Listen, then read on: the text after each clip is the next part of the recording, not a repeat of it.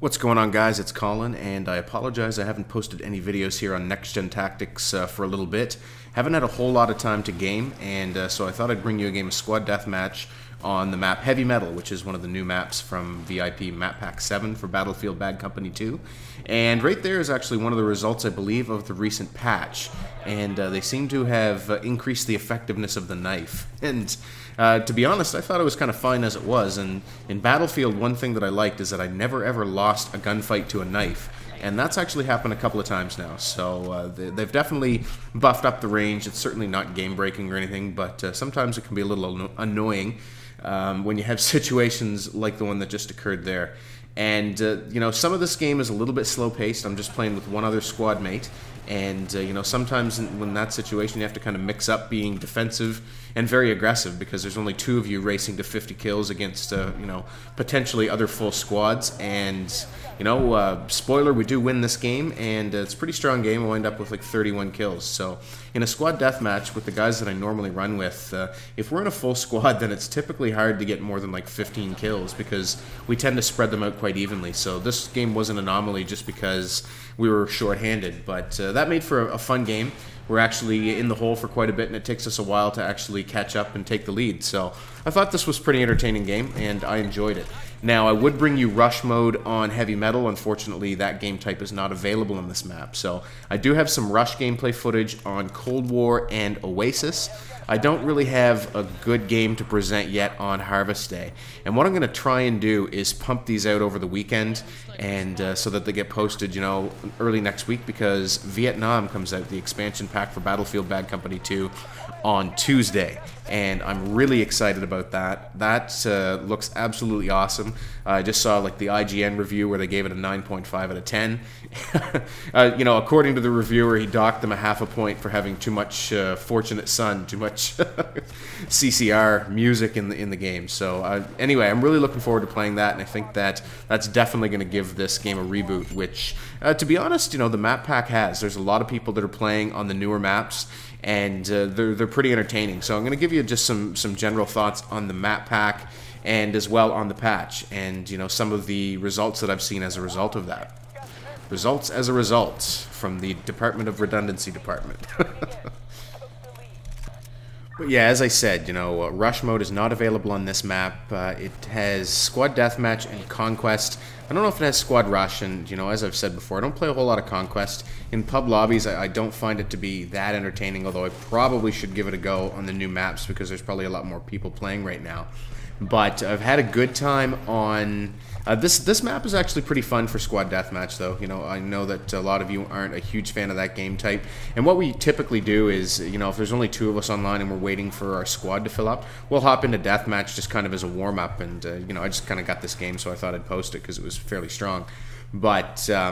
you know, we have been really enjoying Rush, and another thing that was changed in the recent patch is that damage done to MCOM stations was reduced by 50%. So the crate bashers that really used to frustrate us and kind of drove us away from the Rush game type, and even to a certain extent caused me to play quite a bit of Black Ops, well, those guys are pretty much extinct at this point. Crate bashing is just not an effective tactic anymore, and, you know, so it's playing Rush has been a lot of fun. Playing mostly on the new maps, and as I said, I've been quite busy. I haven't actually played a whole lot. I think I've only had maybe 2 or 3 gaming sessions since these new maps released. So, you know, to get footage worthy of Next Gen Tactics where I can really talk about routes and strategies and that sort of thing, I have to play through them a bit more to understand what works and what doesn't. I do think I have some stuff that you'll find... if not useful, then at least entertaining on Oasis and Cold War. So I'm going to put those together. But here on Heavy Metal, it's just Deathmatch. And I'm running the AEK, excuse me, the AEK 971. I'm running it with red dot sight. I don't mind this gun.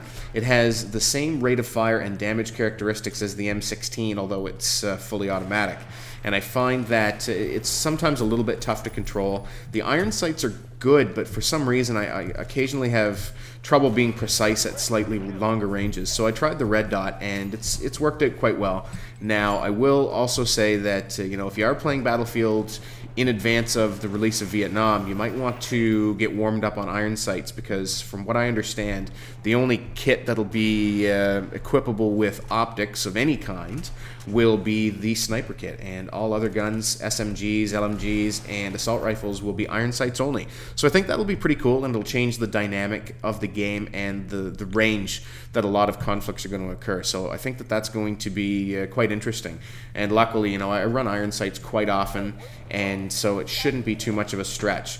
From the looks of things, you know, the guns have some pretty hefty recoil, you know, just from the little bit of footage I've seen. So I think that it's going to definitely be a lot of fun. It's going to take some getting used to, and the maps really look incredible, and you know, the vehicles are cool, the soundtrack is great. So I think Vietnam is going to be absolutely awesome.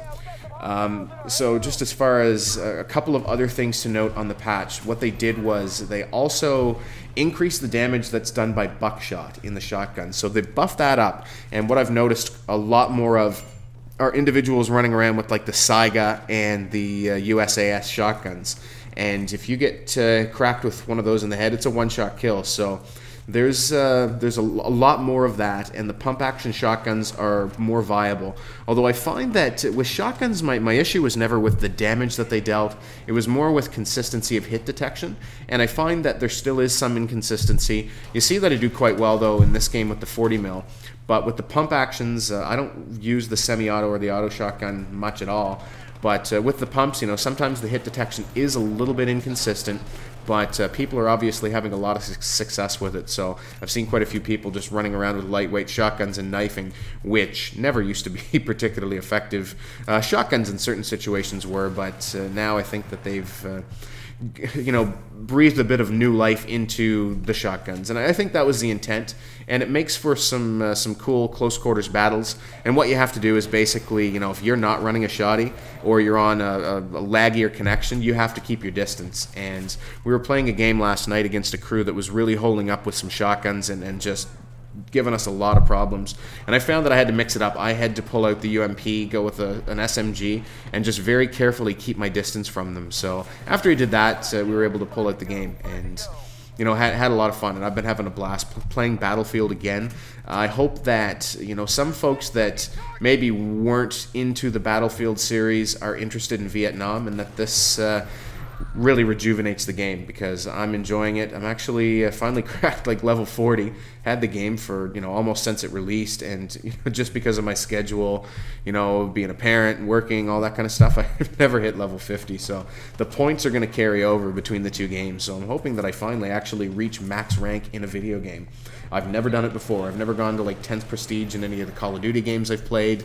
I gave up on Medal of Honor before I ranked up all my kits there. So, you know, Battlefield is certainly my favorite FPS franchise. And so, you know, I'm hoping to max out on that just to say I did, if for no other reason than to get that cool shiny gold logo. But anyway, you know, I haven't talked too much about the gameplay. This AEK 971, it's not the best gun in the game, but I have all my favorites basically platinumed. So just to mix it up and, you know, get points and not be totally repetitive and redundant, I figured that I'd try out something new. I've also given the F2000 a shot, which has had some modifications made to it to make it more effective in close quarters and more mobile. And I'm still getting used to that. I mean, that thing's a fire hose. It's tough to control, but hope to bring you maybe some F2000 gameplay and, you know, M14 gameplay, which also now is equipable with a sight. So lots of cool stuff that they changed. If you haven't played it in a while, check it out. Check my channel out. Cheers. Talk soon. Hey guys, we're on Facebook. Check the description of this video for the link to our new Facebook application. Subscribe and get our latest video updates posted right on the wall on your own Facebook page.